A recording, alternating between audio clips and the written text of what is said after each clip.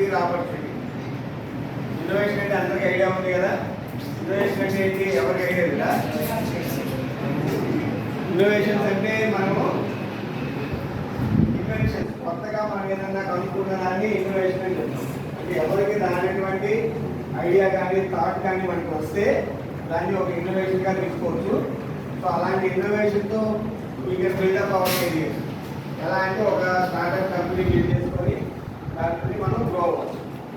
అదొక opportunity, career ఆపర్చునిటీగా ఉండాలి. అలాంటి ఇన్నోవేటివ్ థింకింగ్ ఎలా చేయాలి, ఆ థాట్కి వ్యాలిడేషన్ అంటే అది వ్యాలిడ్ థాటా కాదా అనేది ఎలా చెక్ చేసుకోవాలి, దాని యొక్క కెరీర్ ఎలా ఉండొచ్చు అనేది మనం తెలుసుకోవడానికి ఒక వర్క్షాప్ లాంటిది, ఒక సెమినార్ లాంటిది మనం కండక్ట్ చేయాలి. యాక్చువల్గా దానిలో డిఫరెంట్ ప్రొసీజర్స్ ఉంటాయి. అంటే మనం దీని ద్వారా మీకు వచ్చినటువంటి థాట్స్ని గ్యాదర్ చేయడం, వాటిని ఎవాల్యుయేట్ చేయడం, వాటిలో ఒక బెస్ట్ ఐడియాస్ని కొన్ని మనం సెలెక్ట్ చేసుకొని దాన్ని